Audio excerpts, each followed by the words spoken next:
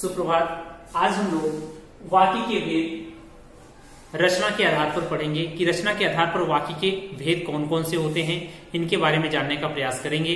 इससे पहले हम जान लेते हैं कि वाक्य की परिभाषा क्या होती है, कि शब्दों के सार्थक समूह को वाक्य कहते हैं। ये वाक्य की परिभाषा है।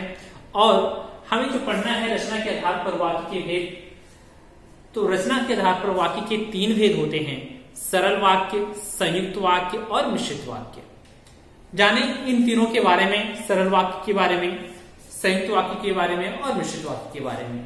देखिए, सरल वाक्य में जिस वाक्य में एक ही उद्देश्य और एक ही विधेय हो तथा एक ही मुख्य क्रिया होती है, उससे हम क्या कहते हैं? सरल वाक्य। हो सकता है कहीं कहीं उद्देश्य एक से अधिक हो सकते हैं, परंतु मुख्य क्रिया एक ही होगी। इस चीज का ध्यान रखना हमें।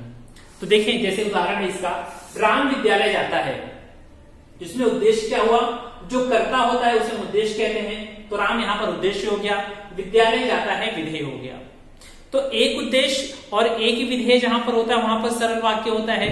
या फिर कहें जहां पर एक मुख्य क्रिया होती है वहां पर क्या होता है? आपका सरल वाक्य होता है। उद्देश्य एक से अधिक हो सकते हैं, परंतु जो क्रिया होगी, मुख्य क्रिया होगी, वह एक ही होगी। ठीक है। तो राम विद्यालय जाता है, यह एक सरल वाक्य है, साधारण वाक्य है। ठीक है। एक दूसरा उदाहरण समझने का प्रयास करते हैं कि पिताजी ने अखबार पढ़कर रख दिया।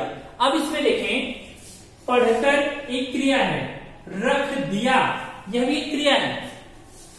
तब इसमें अब कई सारी क्रियाओं का समावेश हो रहा है इस वाक्य में। हमें यह जानना है कि मुख्य क्रिया क्या है।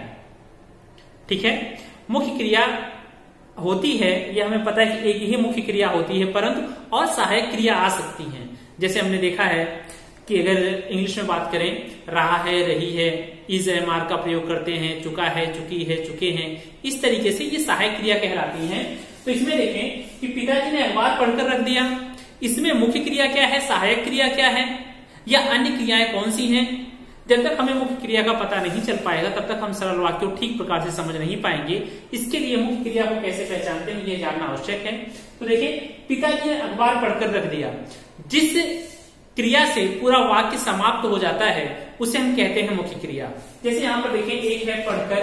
अगर हम कहें पिताजी ने अखबार पढ़कर, तब भी अगर पढ़कर तक हम बना रहे हैं तो कोई वाक्य जो है वह पूर्ण नहीं हो पा रहा है, अपूर्ण ही रह रहा है। लेकिन अगर दूसरी बात करें, पिताजी ने अखबार रख दिया, लेकिन रख दिया से क्या प्रतीत हो रहा है कि वाक्य पूरा हो जा रहा है।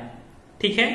पिताजी ने अखबार रख दिया, इससे यह वाक्य पूरा हो जा रहा है। अर्थात हम कह सकते हैं कि रख दिया क्या है? यहाँ पर मुख्य क्रिया है, और इसे हम कहते हैं पूर्वकालिक क्रिया। देखिए, पूर्वकालिक क्रिया कई सारी आ सकती हैं या अन्य क्रियाएं आ सकती हैं, परंतु मुख्य क्रिया एक ही होगी, वहां पर सरल वाक्य होता है। दूसरा उदाहरण समझते हैं। राधा हंसकर गाकर सबका दिल जीत लेती है। ठीक है। अब देखें, इसमें मुख्य क्रिया कैसे पहचानेंगे कि राधा हंसकर गाकर सबका दिल जीत लेती है। तो यहां पे देखें, हंसकर और गाकर दो क्रिया यहां पर हैं, साथ ही साथ दिल जीत लेती है। यदि वाक्य को पूरा करें कि राधा हंसकर गाकर, अब वाक्य पूरा ही नहीं हो पा रहा इस क्रिया से। लेकिन अगर हम देखें, राधा सबका दिल जीत लेती है, जीत लेना, यहां पर मुख्य क्रिया जीत लेती है, यह मुख्य क्रिया हो गई। इस तरीके से हम पहचान सकते हैं कि मुख्य क्रिया क्या है। मैं पढ़ा, अब देखें, ये तो बात हो गई हमारी सरल वाक्य की। सरल वाक्य में मैं पढ़ता हूं, वह जाता है, वह खाता है, विभिन्न प्रकार के ऐसे साधारण वाक्य जिसमें एक उद्देश्य, एक विधेय, एक मुख्य क्रिया होती है, वहां पर सरल वाक्य होता है। दूसरा जो होता है आपका संयुक्त वाक्य, कह रहे हैं कि जिसमें 2 या 2 से अधिक उपवाक्य योजक द्वारा जुड़े होते हैं, या कहें कि 2 या 2 से अधिक सरल वाक्य जुड़े हुए होते हैं योजक के द्वारा। अब देखें इसका उदाहरण, मैं पढ़ाता हूं। ये ध्यान से देखें, मैं पढ़ाता हूं और यहाँ पे मैंने कोड विराम लगा दिया, तो यह एक सरल वाक्य हो गया। दूसरा देखें, और कुछ छुपा लेते हैं अभी हम, तुम पढ़ते हो, यह भी क्या है? एक सरल वाक्य है। तो 2 सरल वाक्य जब एक साथ जुड़ जाते हैं उसे हम कहते हैं संयुक्त वाक्य। देखें, इसमें मैं पढ़ाता हूं और तुम पढ़ते हो। ठीक है। इसको हमने और से जोड़ दिया और यह क्या बन गया? एक वाक्य बन गया है इस कारण हम कह सकते हैं यह संयुक्त वाक्य है। दो वाक्यों को जोड़ दिया हमने और से और बना दिया इसे संयुक्त वाक्य। ठीक है, अगला देखें, मैं बैठूंगा, यह अपने आप में पूर्ण वाक्य है। वे लोग खड़े रहेंगे, यह भी पूर्ण वाक्य है। अब मैं बैठूंगा, वे लोग खड़े रहेंगे, पूर्ण वाक्य होने के कारण यह दोनों सरल वाक्य हैं। इसको संयुक्त वाक्य में बदलना है तो हमने इसमें एक शब्द जोड़ दिया, योजक शब्द जोड़ दिया तथा, कि मैं बैठूंगा तथा वे लोग खड़े रहेंगे। अब क्या हो गया, यह एक वाक्य हो गया। ठीक है, इस तरीके से हम कह सकते हैं कि सरल वाक्यों से संयुक्त वाक्य में बदलाव हो जाता है या बदलते हैं। जब दो सरल वाक्यों या दो से अधिक सरल वाक्यों को एक साथ जोड़ने का प्रयास किया जाता है तो वो कहलाता है हमारा संयुक्त वाक्य। लेकिन कुछ ऐसे शब्द होते हैं इसके, जिन शब्दों को देख करके हम पहचान सकते हैं कि सरल संयुक्त वाक्य इसमें कौन सा है। उन शब्दों को जानने का प्रयास करते हैं और इसे ध्यान से आप याद कर लें, समझ लें कौन कौन से शब्द हैं।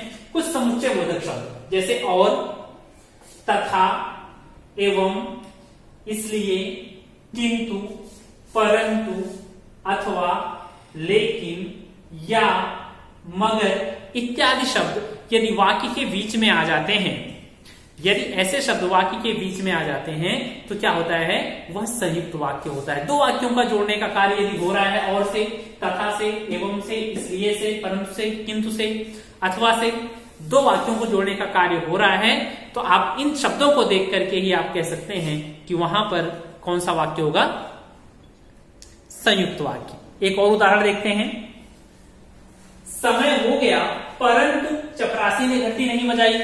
हमने यहां पर देखा था परंतु शब्द योजक शब्द है, तो आपने ध्यान से देखें कि परंतु शब्द देखते ही हमें क्या होगा, पता चल जाएगा यह कौन सा वाक्य है, परंतु है, इसलिए यहां पर कौन सा वाक्य होगा, संयुक्त वाक्य। ये इस तरीके से देखें, समय हो गया एक पूर्ण वाक्य, चपरासी ने घंटी बजाई दूसरा पूर्ण वाक्य, दोनों सरल वाक्य हैं। दोनों सरल वाक्यों को परंतु से जोड़ दिया गया, परंतु योजक से जोड़ दिया गया है, अतः हम कह सकते हैं यह कौन सा वाक्य होगा, हमारा संयुक्त वाक्य। तो देखें, और आ गया, तथा आ गया, परंतु आ गया, इन शब्दों को देखते ही आप पहचान सकते हैं यह कौन सा वाक्य है, हमारा संयुक्त वाक्य है। अब बात करते हैं हम मिश्रित वाक्य के बारे में। तो देखें, मिश्रित वाक्य, इन शब्दों को आप अच्छी तरीके से पढ़ लेंगे, याद कर लेंगे। और, तथा, एवं, इसलिए, किंतु, परंतु, अथवा, लेकिन, या, मगर, ये सारे शब्द ये संयुक्त वाक्य में कह सकते हैं कि आते हैं। यदि दो वाक्यों के बीच में इन शब्दों से जुड़ा हुआ है तो वह वाक्य हो जाएगा आपका संयुक्त वाक्य। मिश्रित वाक्य, जिस वाक्य में एक प्रधान उपवाक्य तथा एक अन्य उपवाक्य उस पर आश्रित हो। यहां पर कह रहे हैं कि एक वाक्य दूसरे के ऊपर निर्भर होता है, एक उपवाक्य दूसरे वाक्य के ऊपर निर्भर होता है, वहां पर होता है आपका मिश्रित वाक्य। उदाहरण देखेंगे हमें समझ में आ जाएगा। जैसे देखें, जब बारिश होगी, जब बारिश होगी तब फसल अच्छी होगी। कह सकते हैं एक वाक्य दूसरे के ऊपर निर्भर है, कौन सा, फसल कब अच्छी होगी, जब बारिश होगी। दूसरा वाक्य पहले वाक्य के ऊपर निर्भर है, तो एक वाक्य दूसरे के ऊपर निर्भर होता है, एक आश्रित होता है, तो उसे हम कहते हैं मिश्रित वाक्य। ये मुख्य उपवाक्य हो गया, ये आश्रित उपवाक्य हो गया। इस कारण जहां पर कह सकते हैं एक मुख्य उपवाक्य और उसके साथ एक आश्रित उपवाक्य होता है, वहां पर होता है आपका मिश्रित वाक्य। ठीक है, दूसरा उदाहरण देखें, जैसे ही मां गई वैसे ही विधि रोने लगी। विधि कब रो रही है, जब मां गई, जैसे ही मां जा रही है। तो एक वाक्य दूसरे के ऊपर निर्भर होता है, जहां पर एक वाक्य दूसरे के ऊपर निर्भर होता है वहां पर आपका मिश्रित वाक्य होता है। देखें, कुछ शब्द हैं इसके, इसको भी आप ध्यान से देख लें। ये शब्द हैं आपके जब, तब, जैसा, वैसा, यद्यपि, तथापि, जो, सो। यदि ये शब्द वाक्य के प्रारंभ में आ जा रहा है जब, और वाक्य मध्य में तब आ रहा है, या जैसा से शुरुआत हो रहा है, ठीक है, जैसा करोगे वैसा भरोगे, जैसी करनी वैसी भरनी, ठीक है, यद्यपि, तथापि, जो, सो, ऐसे शब्दों से यदि प्रारंभ हो रहा है कि जब से, जो से, जैसा से, यद्यपि से, जहां पर वाक्य का प्रारंभ होता है वहां पर कह सकते हैं हम मिश्र वाक्य है। तो इन वाक्यों को, इन शब्दों को आप ध्यान से देख लें, योजक शब्द इसके जो भी हैं, और ये वाक्य जब, तब, जैसा, वैसा, यद्यपि, तथापि, इनको आप याद कर लें। इन्हीं के अनुसार से आप आसानी से पहचान सकती है, कह सकती है एक ट्रिक्स है इनको पहचानने का वाक्यों को। यदि वाक्य के प्रारंभ में ये सारे शब्द आ जा रहे हैं तो वहां पर आपका वाक्य हो जाएगा निश्चित वाक्य, जब तब जो सो यद्यपि तथापि। ठीक है, उदाहरण देखते हैं।